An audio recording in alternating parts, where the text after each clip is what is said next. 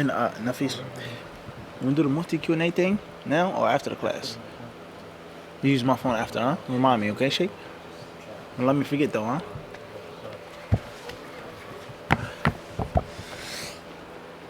Who took my book? Allahu Akbar.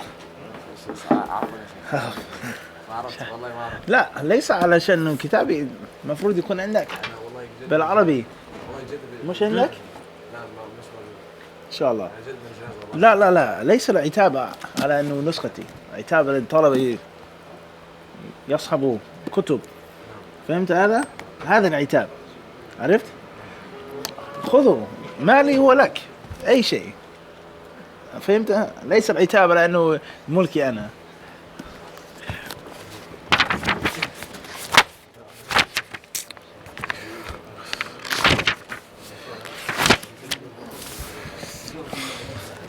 كيف يا شيخ؟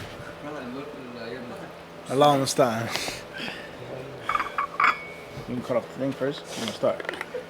You want to do that first, or you want to start first? I want to start. طيب. May you be blessed. بسم الله الرحمن الرحيم. الحمد لله حمدا كثيرا طيبا مباركا فيه كما يحب ربنا سبحانه وتعالى ويرضى، وأشهد أن لا إله إلا الله وحده لا شريك له، وأشهد أن محمدا عبده ورسوله صلى الله عليه وعلى آله وصحبه وسلم تسليما مزيدا. أما بعد. Tonight's lesson, by the permission of Allah, the Sublime and the Most High, the Mighty and the Majestic, subhanahu wa ta'ala, will be on Bulugh al-Maram of al-Hafiz ibn Hajar rahimahullah ta'ala. Continuing reading the hadith regarding marriage, regarding waliism, waliship, guardianship, someone being an agent for a woman, someone marrying off a woman marrying off herself, etc. We reach, it says here, hadith number 842. The author, he says, وعن al-Hassan عن سمرة عن النبي صلى الله عليه وسلم أنه قال أيما امرأة زوجها وليان فهي للأول منهما. رواه أحمد والأربعة وحسنه الترمذي. Narrated al-Hassan from Samurah radiyallahu anhu. The Prophet sallallahu alaihi wasallam said, if two guardians have given away or given any woman in marriage, she marries the man she was first married to. This hadith is reported by Ahmad and al-Arba'ah, and at-Tirmidhi graded it Hasan. It says here, hadith 842, وعن al-Hassan, narrated Hasan from Samurah radiyallahu anhu, that the Prophet ﷺ, he said, ayyuma, ayyuma imra'atin, any woman, old, young, virgin, non-virgin. This hadith says, ayyuma imra'atin, any woman that's married by two walis, then she belongs to the very first of the two. وعن الحسن عن سمرة رضي الله تعالى عنه عن النبي صلى الله عليه وسلم قال أيما امرأة زوجها وليان فهي للأول منهما. Any woman that's married off by two walis, she belongs to the first. And the hadith is reported by Imam Ahmad, the Arba'ah, and it's made Hasan by Imam at-Tirmidhi. Once again, Samurah ibn Jundub radiallahu anhu, he reported that the Prophet said, if a woman is married off by two guardians, two walis, فَهِيَ لِلْأَوَّلِ مِنْهُمَا, then she belongs to, alaykum salam wa rahmatullah, to the very first of the two. To the very first of the two. The first two what? The first of the two walis, his contract, or the first of the two men that she was married off to? Everybody understand this? Both of them are a husband. Everybody understand this? Who stays, who goes? Who stays and what? Who goes? At the end, it's all the same. If one wali goes, one husband is going. If one husband goes, then one. But is that, what's the ضمير يعود على من? فهي للأول منهما الزوجين ولا الوليين. عرفت؟ طيب, this hadith Ibn Hajar, he says, collected by Imam Ahmad, is not Sahih Bukhari, it's not Sahih Muslim. He says Ahmed in the Musnad of what? Al-Imam Ahmed. طيب. So if you're looking for this hadith, where would you look? In the book of marriage? Kitab al-Nikah? Musnad who? Samurah. Ascent. You're looking at the Musnad of who? Samurah. And all of the hadith that Imam Ahmed chose to collect, reported by that one companion, Samurah ibn Jundub, will be where? What? Will be what? In one place. In one what? One place, regardless of the topic. Hadith al-Aqiqah, this, that. Everybody understand this? And if you're looking at it, says, wal arba'ah, the four. What's meant by the four? The four Imams, Abu Hanifa, Malik, Shafi'i, Ahmed? No. Meant the four people, Ashab al-Sunan. Sunan Abi Dawood, Jami' al-Tirmidhi, Sunan al-Nasa'i, and Sunan Ibn Majah. So you would look for this hadith in what chapter in those books? The Musnad of Samurah? Huh? La, Samurah is only in the Musnad. Murattab ala Asma' Sahaba. That's in the books of what? Musnad. The books of Sunan are arranged, Kaif? Chapter. The Kutub. Kitab Talaq. Kitab Kada. Kitab Kada. And in the chapter of marriage, let's say there are 50 hadith. First is reported by Ibn Umar, Abu Sa'id Khudri, Abdullah, Fulan, then Samurah. Everybody understand the difference? We've mentioned this how many times now? Several times. The difference between the two types of books of what? Hadith. Different types of books of hadith. They're not just one what? One type. There's different genre. One is organized alphabetically, for example. Another is organized according to the topic. The Mawdu', the book of Talaq, the book of Zakat, which makes it easier to look for. Which makes it what? Easier to look for.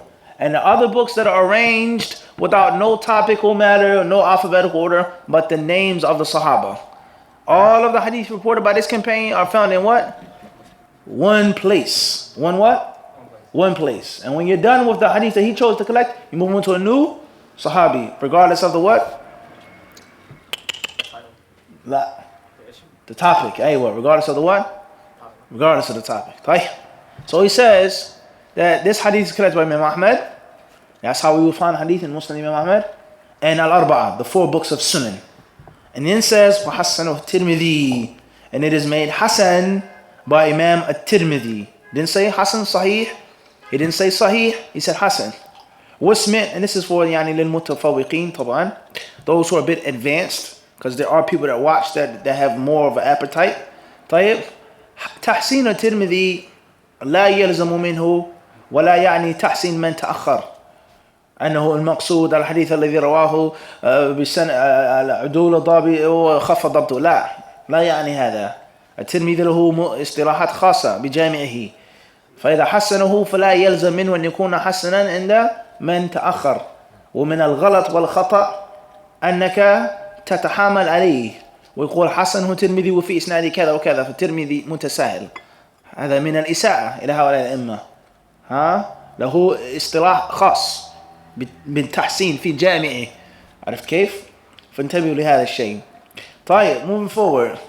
The main lesson from this hadith is that just because a woman is married or married off, it doesn't mean that it's written in stone. It does not mean that it's written in concrete. The contract could have been problematic, as we read in the hadith of Ibn Abbas, that the man married off his daughter where he had kadiha. She was coerced, she was forced. She didn't want to be married to that man. فَخَيَّرَهَا رَسُولُ اللَّهِ صَلَّى. So the Messenger of Allah, he gave her the takhyir. Choose who you want. So this hadith teaches us that just because a wali marries off a girl, it does not necessitate and mean that it's what? Finished and written in stone. It's very important now. Avoiding conflict, avoiding problems. Islam oppresses women.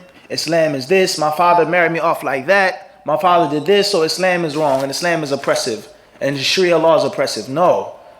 The Sharia law is not oppressive. The Sharia is not oppressive. Islam is not oppressive. Your father did something to you that you felt or thought was oppressive, not Islam. Everybody understand this? So just because the marriage is done, it does not finalize it.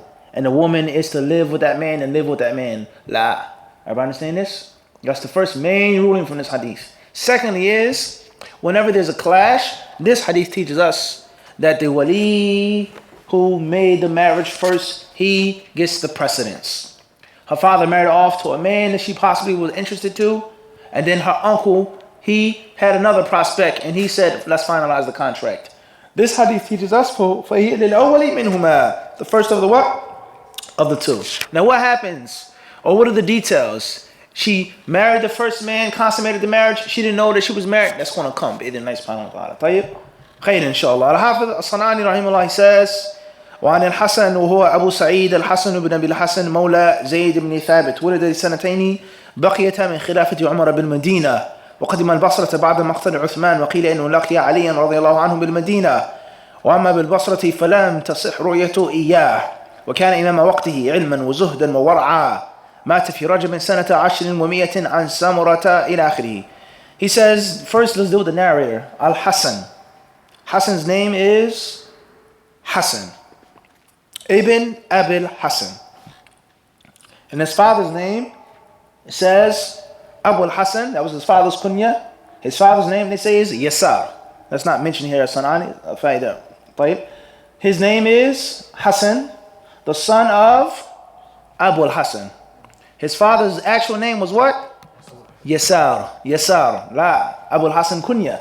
That's a kunya. His actual ism was what? Yasar. And Abu Hassan al-Basri's kunya was Abu Sa'id. That was his what? His kunya. Now, pay close attention, brothers and sisters. When we study these ahadith, as we said before, the way we study Bulugh al-Maram is totally different than the way we study Lulu Marjan. The way we study Durr Bahiyya or Hakada. This book is different. It's a bit more in-depth. And we learn more things with regards to hadith science. And it's not just the ahkam and the fiqh and the fawaid. طيب? So Hassan al-Basri, he is Abu Sa'id al-Hassan ibn Abil Hassan, Mawla Zayd ibn Thabit. And his father, Abu al-Hassan, it says, he was the Mawla. He was a manumitted slave of Zayd ibn Thabit. Of Zayd ibn Thabit. And there's a major benefit here. Okay, when you read the biography of many of the Salaf al-Salih, especially the Muhaddithin, you find most of them were Mawali. They came from lineage of slavery and bondage. So it goes to show you that you being highborn or lowborn does not prevent you and stop you from excelling and seeking ilm. Your blood means nothing. Rather, it's about your hard work. It's about the success that Allah gives you and your dedication and your devotion. Everybody understand this? Someone that's considered sharif may not study. And someone who's considered wadiya, low, he may study and he may work hard and he may go far and become an imam in the deen. Even though one of his forefathers used to be in bondage of another man. Everybody understand this? Everybody clear on this? And you read the tarajim, the biographies of the pious predecessors, and you'll find this. Everybody clear on this? So it's very important that nobility of blood does not mean anything when it comes to ijtihad, hard work. Now, and the same applies when you go overseas to Medina University. You come from America, this brother's from an Arabic country or Middle Eastern country.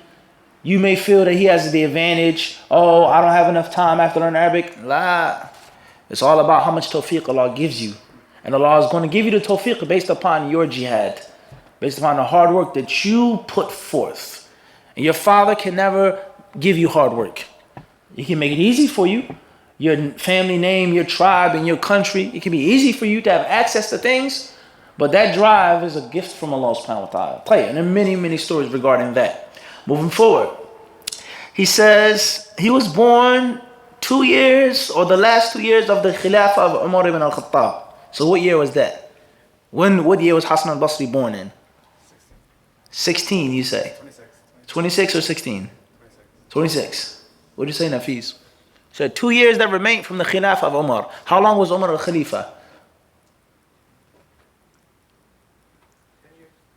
10 years, you say. What do you say? You agree with that? Islamic history now. You agree? When did he become the Khalifa? What year the Hijrah? After Abu Bakr as-Siddiq? 12. Nah, 22. 22. Nah, 12, yeah, 12. Everybody understand the fawaid now, the importance of this? Khalid. Google? Allahu Akbar. Moving forward. He says here, قدم البصرة. He went to Basra after Uthman ibn Affan radiallahu anhu was assassinated. And some ulama say that he actually met Ali ibn Abi Talib radiallahu anhu. In other words, the ulama of hadith, when they mention someone's tarjama, someone's biography, They mention the highlighting points, where he was from, where he was born, what country, and most importantly, who did he study with? What Sahaba did he hear and meet? If it's proven that he met Ali ibn Abi Talib radiallahu anhu, that's a manqaba. That's a very high status, because it means he not only met from the Sahaba, which he met many of them, but he met from the Khulafa. Everybody understand this? He met what? From the Khulafa. And if he met him and he heard from him, then that gives him a whole nother level of access to the knowledge of Ali radiallahu anhu. And from the four Khulafa, Ali ibn Abi Talib radiallahu anhu narrated the most ahadith. Everybody understand this? He did what? He narrated the most. Alright? Doesn't say he knew the most. Abu Bakr as-Siddiq was with the Rasul more than anyone. Everybody understand this? But he did what?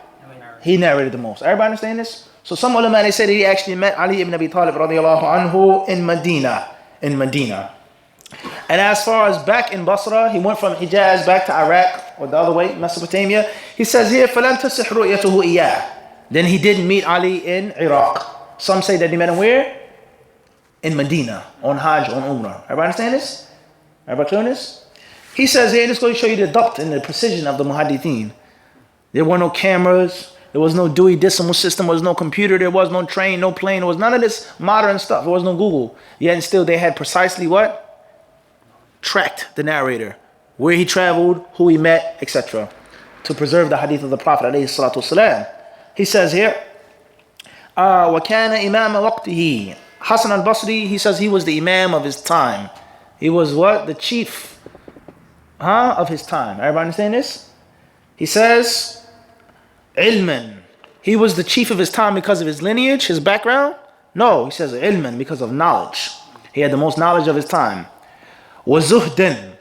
And he was from the foremost in divorcing the worldly life and not enjoying its pleasures. وَوَرَعًا. And a high level of piety.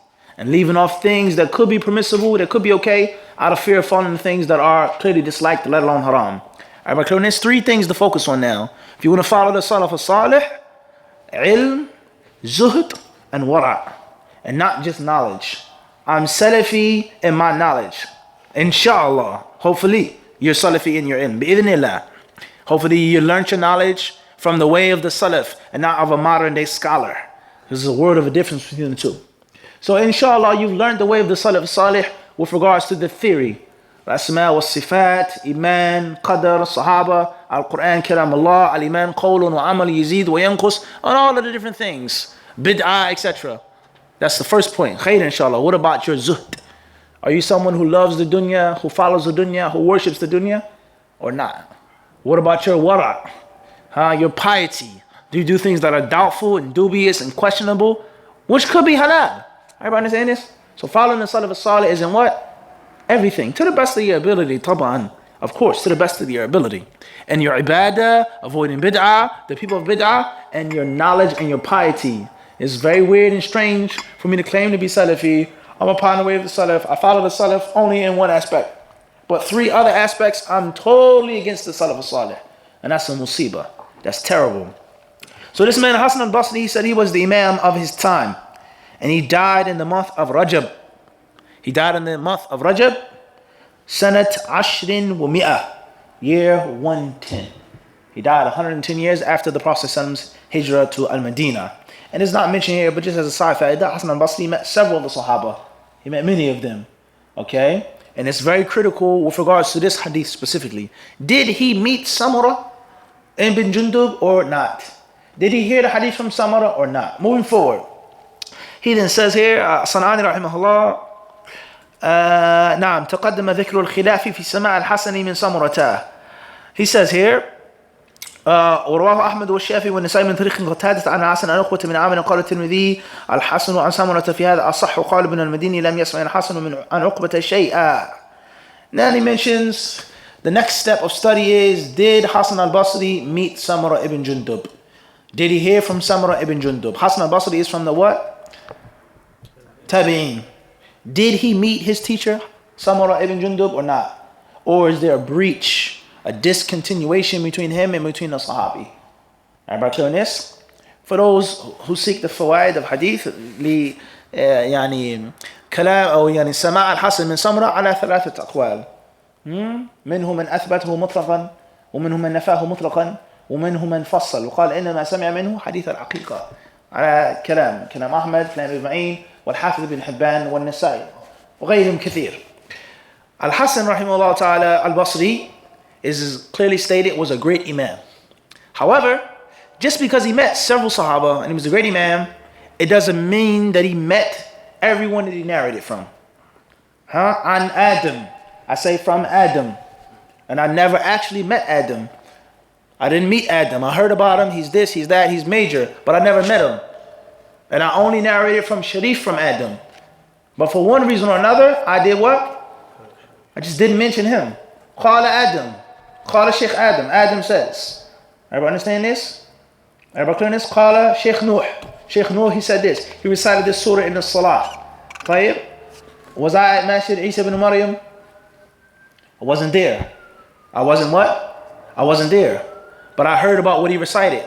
But instead of me saying, Adam told me that Sheikh Nuh recited Keda, I say what? Sheikh Adam recited. Everybody understand this? So some of the ulama say that Hassan al-Basri never met what? Samura. Lam yasma' minhu. He didn't hear from him. And others said that he did what? He did hear from him. And others, they say that he only heard from him one hadith, the hadith of the aqiqah, slaughtering the animals for the newborn child. So if they differ on whether he met this campaign or not, they're then going to differ on what, Jeremy? What's next? What's the next step? What's the next step? Yusuf. That's clear, if he heard the hadith or not, if he heard from him or not. But what's next? What is the fruit of this khilaf and all this long study? Fulan. What faida do we get from it? La, it's going to determine whether hadith is maqbool or mardud. Hadith is accepted or what? Rejected. Why is this? Because from the conditions of an authentic hadith is what? Ittisal as-sanad. Ittisal ish? As-sanad. The chain has to be what? Continuous. So if he never met him, he didn't hear from him, then there's a what? So, everybody understand this? Who is that missing link? Trustworthy, liar, jinn, ins. Everybody understand this? We got it or not? And see, for one thing, you put it what? So you're studying Bayquniyah. There's no point in you studying Bayquniyah or Nukhbat al-Fikr, talking to the brothers and sisters online, especially in the UK. It's of no benefit of you studying these books of Hadith Mustalah if you're not doing this. If you're not sitting down and practically doing what? Using it. أولها الصحيح وهو متصل. That's the first condition he mentioned. That the sanad is what? Muttasil. So when you read Bulugh Maram, Tafsir Ibn Kathir, this book, you apply the theoretical knowledge to what? Tatbiq, in the zone. It's the faida of studying it and memorizing it. Everybody understand this? The faida of the sleepless night is to what? It's to taste the sweetness of your work. And if you're just memorizing 2, 3, 4, 5 mutun and that's it, not faida. Everybody understand this? You have to physically apply this science. Ilm al-Hadith is not just a science that's based off a theory, but it's based off of what? Tatbiq. It's to be practical. Everybody got this? So he then says, or we then say, so if they differ on Hassan al-Basri hearing from Samar or not, then that's going to determine whether the hadith is. Everybody understand this? And if it's da'if, if the hadith is weak, and there are no other supporting evidences, there are no other supporting text, then it's a whole different fiqh issue now. Somebody may say the second wali gets precedence. Everybody clear on this? Someone may say the wali who is the strongest. The father married him off, but she has a son. She was married before. Her son married off. And in the Hanafi madhab, the son takes precedence. Everybody got this? So it's all going to come off of, is a hadith what? Authentic or not? Everybody clear on this? And it shows you the superiority of ilm al-hadith. Ilm al-hadith, al-haqm al-fasl, is the thing that starts and ends everything. And most issues of khilaf, not all of them, but most of them, or many of them, we say, to be humble, are based off of اختلافهم في صحة الحديث وعدم صحة الحديث. The Jumhur have this hadith, and the Hanafis have this hadith that they consider da'if. Imam Ahmad holds this view that's considered weak. Imam Shafi'i said, في حديث لا يثبت أهل الحديث. Am I understanding this? Right, moving forward. الصنعاني رحمه الله, he says, والحديث دليل على أن المرأة إذا عقد لها وليان لرجلين وكان العقد مترتبا أنها للأول منهما سواء دخل بها الثاني أو لا. أما إذا دخل بها عالما فإجماع أنه زنا وأنها للأول، وكذلك إن دخل بها جاهلا إلا أنه لا حد عليه للجهل، فإن وقع العقدان في وقت واحد بطلا، وكذا إذا علم ثم التبس فإنما يبطلان إلا أنها إذا قرت الزوجة أو دخل بها أحد الزوجين برضاها فإن ذلك يقرر العقد الذي أقرت بسبقه إذ الحق عليها فإقرارها صحيح وكذا الدخول برضاها فإنه قرينة السبق لوجوب الحمل على السلامة. As far as the fiqh of the hadith, he says, this hadith proves that there are two walis who marry off to two different men. He says the hadith proves that she is to stay with the what? The first man. Sawa'un, he says, regardless, whether she consummated the initial marriage or not. Everybody understand this? She was married off. She didn't have intercourse with any of the two men. He says this hadith tells us that she's to stay with the what? With the first. And the second one is to be done away with. Everybody got this? Everybody clear on this hadith? He then says, rahimahullah ta'ala, as far as if he consummated the marriage, he says, عَالِمًا فَإِجْمَعٌ أَنَّهُ زِنًا. The second man consummated the marriage and he knew that she had a contract before, then it's what? He said zina. Everybody clear on this? He then says, rahimahullah ta'ala, as far as if they made the contract in one sitting, then both of them, he says, بَطَلَا. Now, you may ask the question, how does this take place? How is a woman married off at the same time? Or how does she have two different contracts? How does she have two different walis? Everybody understand this? This shows us that the concept of the wali is not just based off of what? One person. It's not just based off of what? One person. And that's what the ulama say, awliya. They say her what? Her walis. In other words, there's certain things that are only practiced in light of a total Islamic lifestyle. In which her father's Muslim, uncle's Muslim, brother's Muslim, son's Muslim, grandfather's Muslim. All of them pray, all of them make the salah, etc. Everybody understand this? And then she has a board of what? Walis. She has a what? A board. And on that board, there's the what? Everybody understand this? That doesn't mean that the rest of the people have no type of view whatsoever. Everybody understand this? As far as if the woman just has one wali, her father accepted Islam, the imam of the masjid, that's different what? Different story. Even in this case, there's some sisters who do this. They go to one masjid and they get a wali. And then they go to another masjid, whether they sneak or on a DL or whatever, and they get a what? Have another wali. He hooks her up. Marry me off when you find a good brother. This can happen even in the West. Everybody understand this? Khairan, inshallah. Let's move on to the next hadith. And before we go on to the next hadith, this hadith also teaches us about the concept that a woman is not to do what? Marry her? Not to marry herself off. That she's supposed to be what? Married off by the wali. And the argument that we previously mentioned. The author, rahimahullah, he then says, وعن جابر بن عبد الله رضي الله تعالى عنهما قال قال رسول الله صلى الله عليه وسلم أيما عبد تزوج بغير إذن مواليه وأهله فهو عاهر. رواه أحمد وأبو داود والنسائي والترمذي وصححه وكذلك ابن حبان. وعن أبي هريرة رضي الله تعالى عنه أن رسول الله صلى الله عليه وسلم قال لا يجمع بين المرأة وعمتها ولا بين المرأة وخالتها متفق عليه. وعن عثمان رضي الله تعالى عنه قال قال رسول الله صلى الله عليه وسلم لا ينكح المحرم ولا ينكح. رواه مسلم. وفي رواية له ولا يخطب. زاد بن حبان لا يخطب عليه. وعن ابن عباس رضي الله تعالى عنهما قال تزوج النبي صلى الله عليه وسلم ميمونة وهو محرم متفق عليه. ولمسلم عن ميمونة نفسها أن النبي صلى الله عليه وسلم تزوجها وهو حلال. وعن عقبة بن عامر رضي الله تعالى عنه قال قال رسول الله صلى الله عليه وسلم إن أحق الشروط أن يوفى بها أو أن يوفى به ما استحللتم به الفروج متفق عليه. وعن الله تعالى عنه قال رخص رسول الله صلى الله عليه وسلم عام أوطاس في المتعة 3 أيام ثم نهى عنها. وعن علي رضي الله تعالى عنه قال نهى رسول الله صلى الله عليه وسلم عن المتعة عام خيبر متفق عليه. وعنه رضي الله تعالى عنه أن النبي صلى الله عليه وسلم نهى عن متعة النساء وعن أكل الحمر الأهلية يوم خيبر أخرجه السبعة إلا أبا داود. The next hadith says, reported Jabir رضي الله تعالى عنهما, Allah's Messenger ﷺ said, any slave who marries without the permission of his masters or Abu Dawud, An-Nasai, and At-Tirmidhi, and the later graded it Sahih, and so did Ibn Hibban. قال الصنعاني رحمه الله تعالى ورواه من حديث ابن عمر موقوفا وأنه وجد عبدا له تزوج بإذنه ففرق بينهما وأبطل عقد نكاحه وضربه الحد. والحديث دليل على أن نكاح العبد بغير إذن مالكه باطل وحكمه حكم الزنا عند الجمهور، إلا أنه يسقط عنه الحد إذا كان جاهلا للتحريم ويلحق به النسب أو يلحق به النسب. وذهب داود إلى أن نكاح العبد بغير إذن مالكه صحيح، لأن النكاح عنده فرض عين لا يفتقر إلى إذن السيد، وكأنهم لم يثبت لديه الحديث.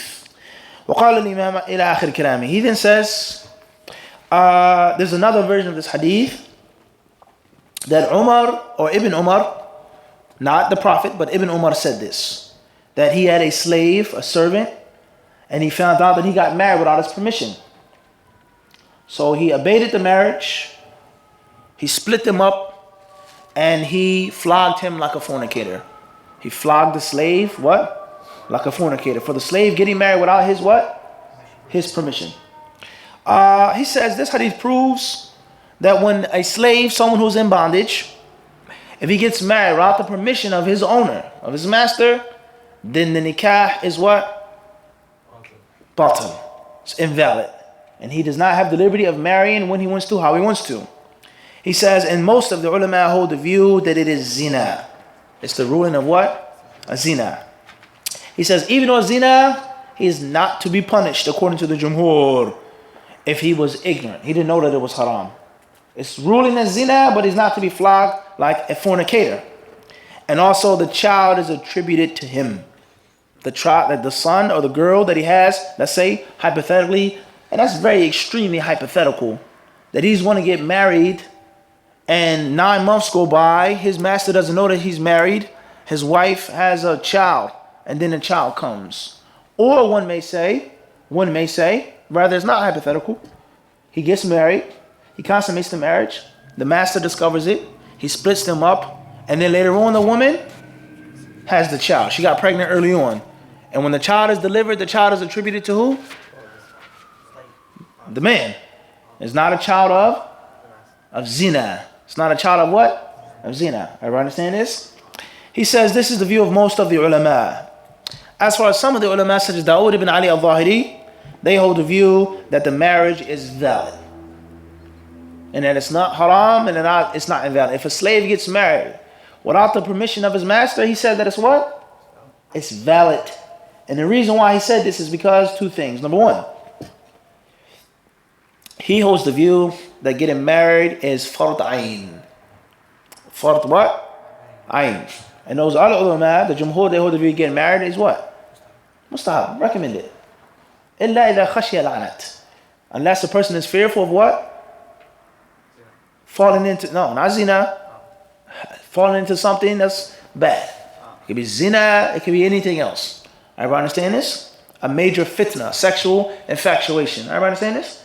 So these ulama, they hold the view, and this is the first hadith that we took in the chapter some years back, is that marriage isn't what? It isn't fard ayn, it isn't mandatory. Unless a person fearful. This alim and others, they hold the view that it's what? Fard ayn, mutlaqan. Is that it's something that you must do. Everybody has to what? Get married. Everybody understand this? He says, so if it's fard ayn, he doesn't need the permission of his master. His master may say, no, marry this one, marry that one, so on and so forth. Everybody understand this? Second reason why they hold this view, he says, وَكَأَنَّهُ لَمْ يَثْبُتْ إِنَّهُ الْحَدِيث. As if they consider this hadith to be what? غير ثابت. وإنما هو من قول ابن عمر واجتهاده. Everybody clear on this? Right. And once again, this proves the theory that we just mentioned. Many, if not most, of the issues of khilaf are based off of the ulama differing on what? Being authentic or not. So this goes to show you the extreme value of what? Ilm al-Hadith. And how that is the sword that's going to cut through most of the khilafat. And when the balance of hadith is used, we can clear and get rid of so many different issues. And it's less khilaf. Everybody understand this? From the virtues of hadith science. Khairan inshallah. He then says, وقال الإمام يحيى إن العقد الباطل لا يكون له حكم الزنا هنا ولو كان عالما بالتحريم لأن العقد شبهة يدرأ بها الحد وهل ينفذ عقده بالإجازة إلى آخره. He then says a very important issue is if there's a doubtful marital contract, in which is proven that the contract was false, it was null and it was what? It was void. Does this mean that the sexual relations that man and woman had is zina? Doesn't necessarily what? Doesn't necessarily what? Mean that. Everybody understand this? If there was something that was a shubha, something that was doubtful, such as a woman got married through a different wali, and the brother who married her thought that was her what? Her wali. Or thought that the father had given up his waliism or his waliship. Everybody understand this? Everybody got this? Tanazal an. Everybody clear on this? Or a man married a woman and he didn't know that she was in iddah from another man. Naam?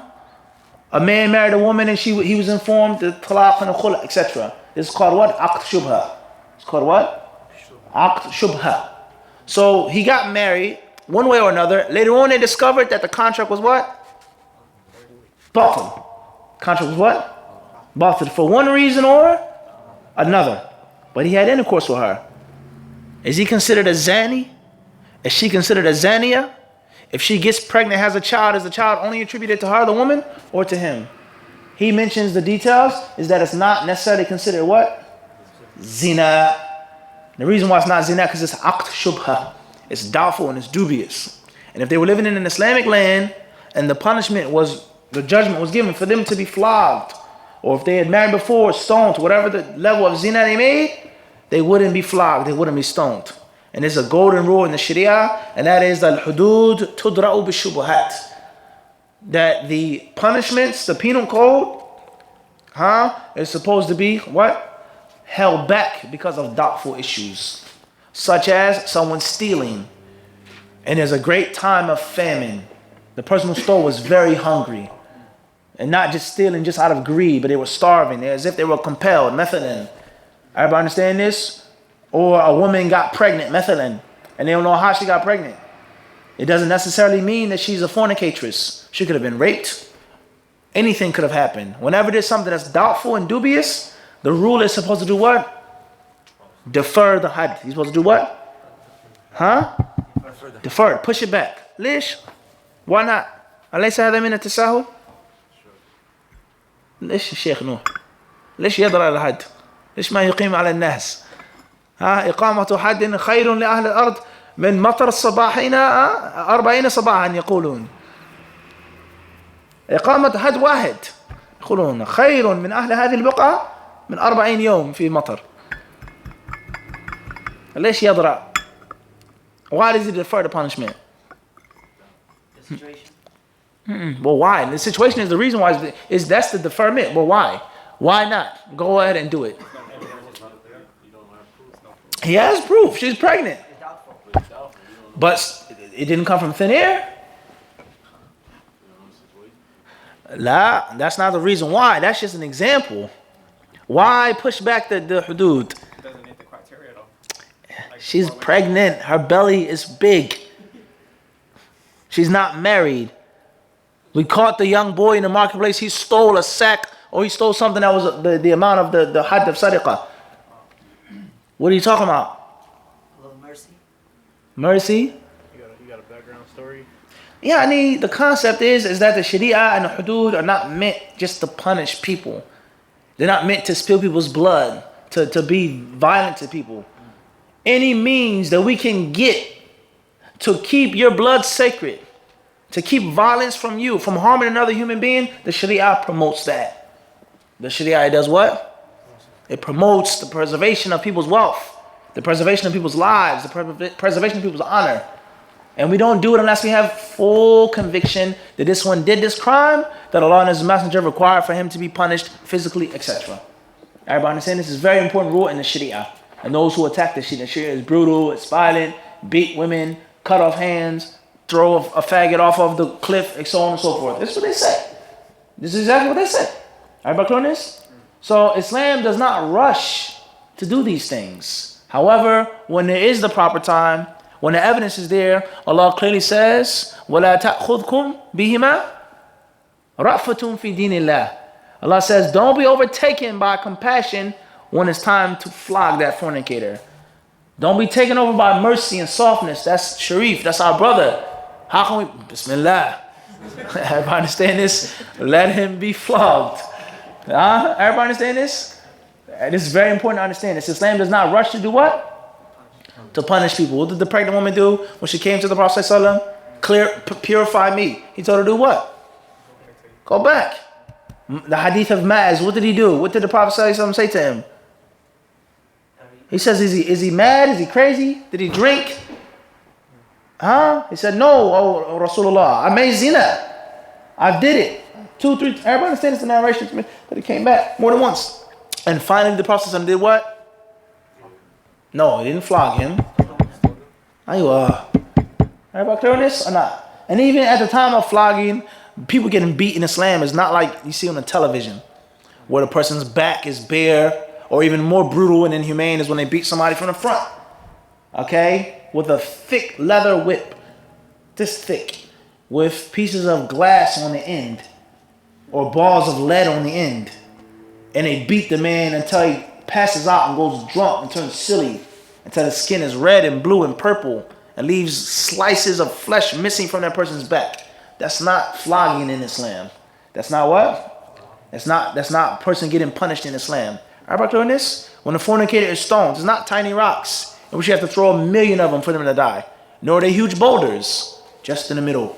Every part of your body has to feel the pain, just like you felt the pleasure of zina in every part of your body, from the top to your toes. Everybody understand this? Everybody clear on this or not? So those who attack Islam, that's one thing. But the ignorant Muslims inside of the religion, or those who think that they're Muslim, the Sharia kada is brutal, it's kada. You need to be careful, and you need to bring the facts to the table when you discuss these issues. Islam doesn't rush to harm anyone. It doesn't rush to beat anyone. It doesn't rush to cut off anyone's hand. However, honor, wealth, these things are sacred. Genealogy is sacred.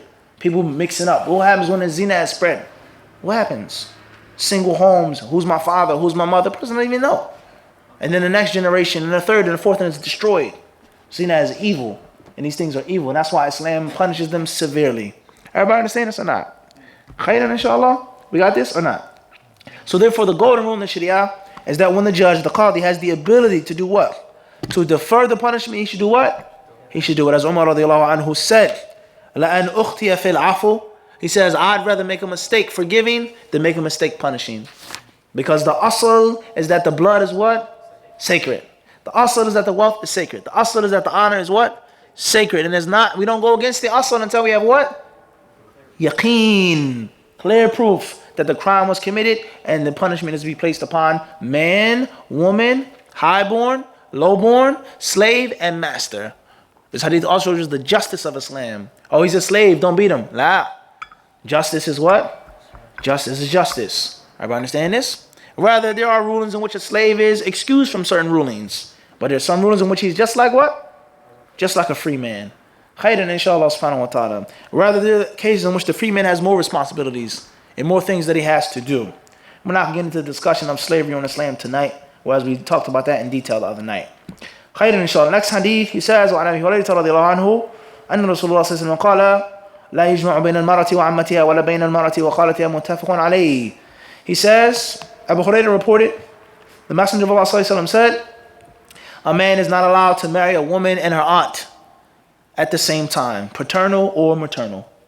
And the hadith is in Bukhari and in Muslim. A man is not to marry a woman, he's not to be married to a woman and one of her aunts, whether it's paternal aunt or maternal aunt at the what? At the same time. And the hadith is in the Sahihain. فيه دليل على تحريم الجمع بين من ذكر. قال الشافعي يحرم الجمع بين من ذكر وقول من لقيته من المفتين لا خلاف بينهم في ذلك. ومثله قال الترمذي وقال ابن المنذر لست أعلم في منع ذلك اختلافا اليوم وإنما قال ابن جوازي فرقة من الخوارج ونقل الإجماع من عبد البر وابن حزم والقرطبي والنووي. ولا يخفى أن هذا الحديث خصص عموم قوله تعالى وأحل لكم ما وراء ذلكم الآية. قيل ويلزم الحنفية أن يجوزوا الجمع بين من ذكر لأن أصولهم تقديم عموم الكتاب على أخبار الآحاد إلا أنه أجاب صاحب الهداية بأنه حديث مشهور والمشهور له حكم القطعي لا سيما مع الإجماع من الأمة وعدم الاعتداد بالمخالف. Sanani says, this hadith proves that it is haram, it is impermissible for a man to be married to these women at the same time. Those were mentioned in the hadith. In other words, in Islam, there's what? It's polygamy. Everybody understand is what? There's polygamy. Everybody clear on this? A man can marry more than one wife. Men in Islam are not to be like Christians, unfortunately. And we've done a lecture on this 3-part series about the danger of imitating the kuffar in all things, especially in this way. The Christian monogamous mindset. Till death do us part. There's no polygamy and there's no divorce. That's from the ways of the Christians. And those people who came to the Middle East, to the Far East, to the continent of Africa, and not only physically colonized those countries, but mentally colonized them. And mentally stripped them and raped them from their Islamic identity. Whether it's the beard, whether it's polygamy, and anything else. And waliyadhu billah, wash their brains and their minds to get them to look at the world and life through the lens of the Western Christian European way of life. And if you don't believe this, then just sit with the Muslims and look at the Muslims, unfortunately. And look at the Muslim countries that weren't colonized, that weren't taken over, and see how much of their natural cultural practices they have, and opposite to those that were colonized. Going deeper, the countries that were colonized way earlier before other countries are even more further westernized. I'm not saying that everything that comes from the West is bad, but we're talking about that which clearly goes against the Kitab and the Sunnah. And from that is what? The concept of polygamy. Don't even think about getting a second wife. Don't even think about having more than one wife. There's some women, unfortunately, they say, and this people have come to me before, you can make zina. Tafaddal. Have a girlfriend. Have your co-worker, your secretary. Sharif, it doesn't matter. Wallahi, it's a true story. Secretary at the office. As long as you don't bring her home, as long as you keep it from me, it doesn't matter to me. But a second wife, the moment you say those words, I want khula. I'm going back to my father's house. And I'm not going to stay in a marriage in which you're married to another woman. But this is a reality. And there are men who think like this too. He'll make zina, he'll do this, or he wants a second wife, or there's a woman who needs to be married. She needs a husband. He won't take her on because he has this mindset that is just what? Till death do us part. Or the concept of divorce. There's major problems in the marriage. They've tried to fix them, they've tried to mend them. It's nothing but a punishment for him and a punishment for her. The children are being mentally, spiritually abused, seeing their parents fight every single day, hollering, curse, and this and that. But no divorce. Because divorce is shameful. Divorce is dishonorable. Divorce is kada, my house, my property. That's all from the ways of what? Kitab. It's not from the ways of the Muslimin. Allah sent down an entire chapter in the Quran about what? Talaq. Everybody understand this? This is very dangerous and we need to be aware of this. So in Islam, it's nothing wrong with a man having more than one wife. Just like anything else, there are what? Rules. There are do's and there are don'ts. And from those do's and from those don'ts is that you cannot marry a woman and be married to her aunt at the same time. You divorce the first wife and marry the aunt, or the opposite. Everybody understand this? You cannot keep those two in one marriage. And the ulama, they say from the wisdoms behind this hadith is that it's going to cause major family problems. They say this. It's going to cause major family problems. One may argue, one may say, well, what if the aunt is okay with it? Tafaddal, you can marry my niece. Or the first wife says, marry my aunt. We're all cool. It doesn't matter. You're a good man. She needs a good husband too. And there are hadith on this as well. When the Prophet refused marriage, as one of his wives, she offered what? One of her family members to him. No, don't do that. So therefore, even for argument's sake, if it's haram, then it's haram. And this is just one of the wisdoms that we know about. Why it's prohibited. Is it other wisdoms with regards to blood, the closeness, etc.? Allahu alam. What's more important is that is what? It's haram. And you can only keep one of the what? One of the two. The next major fact that we take from this hadith is that a man is not a mahram for his wife's aunt. He's not the mahram. Sitting with her in the impermissible manner, touching her hand, this and that, traveling with her is what? Prohibited. How is it permissible? They could marry. So is it permissible or haram? It's haram. You said permissible. I said permissible. You heard. Okay. I heard or you didn't say it loud enough. Which one? It's okay. Maybe my ears are bad, but make sure though. طيب. We say what? Is that it's haram. Why is it haram? Because he's not a what? He's not a mahram. Why isn't he a mahram?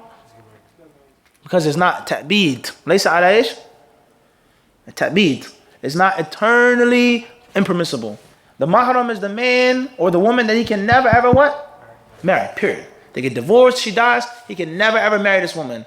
Everybody understand this? And the aunt is not like that. Also the sister. Your sister-in-law is not your what? You're not a mahram for her. Can you explain the concept of aunt? Everybody understand? An aunt. Aunt. It's just that simple. We said both. Ammatiha, khalatiha. Paternal, maternal, maternal, paternal. Both sides. Everybody understand this? He's not a what? He's not a mahram. Are we clear on this or not?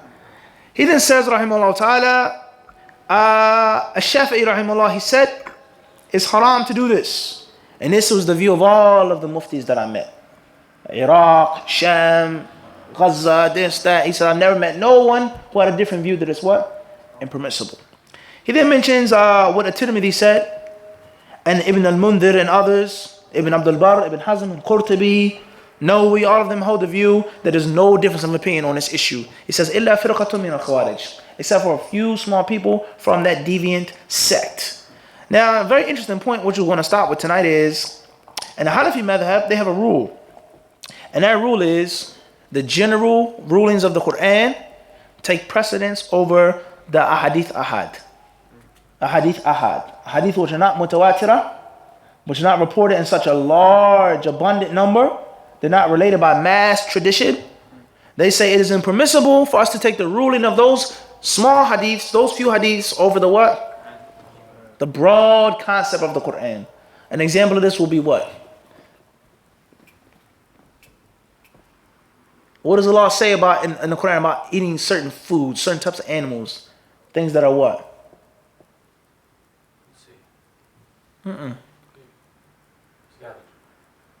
Something deeper than scavengers. Huh?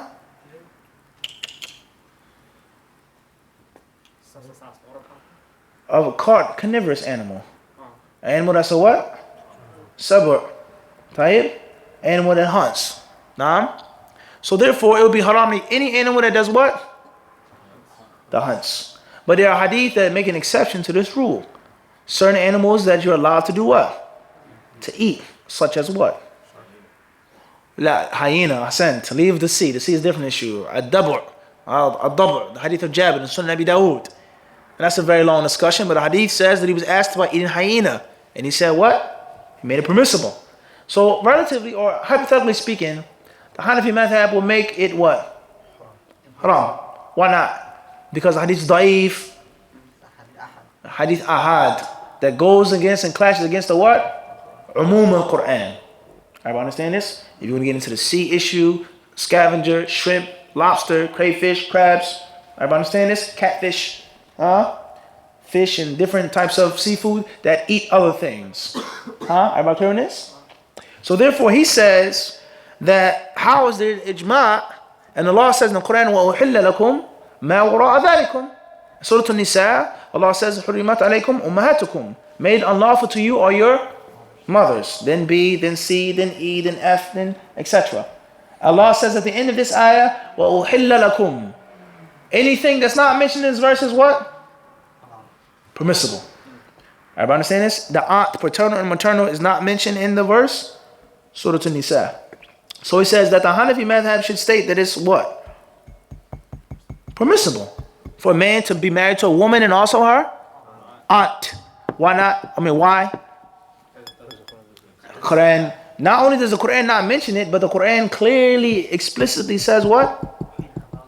Ma wara'a dhalikum. Anything that's not mentioned is what? Everybody got this? And this hadith is not mutawatir. It's not what? It's not mutawatir. It's from the ahad. And it mentions one of the answers of some of the ulama who say that it's mashhur, etc. The point from all of this is to show the tulab al-ilm the importance of studying ayat al-ahkam, the importance of usul al-hadith, and the importance of usul al-fiqh, and how you have to marry them all when you study fiqh muqaran, comparative fiqh, and you blend them all together. And it also shows us not just this issue, but how certain madhabs have usul in which they're contradictory. They make it haram here, but somewhere else is what? Halal. Everybody understand this? Not just Hanafi madhab, in general. It's impermissible based off of their systematic mathematical principles. 1 plus 1 plus 1 plus 1. And they say a different number. But everybody understand this? The usul that contradict each other, let alone the actual juz'iyat. Everybody understand this? The tanaqudat. Very important for the talib al-ilm to understand them and to search for the truth based off of the clear usul. It's not an attack against the Hanafi madhab or anybody else. Just making a point. Wallahu ta'ala a'lam. هذا وصلى الله وسلم وبارك على عبده ورسوله نبينا محمد.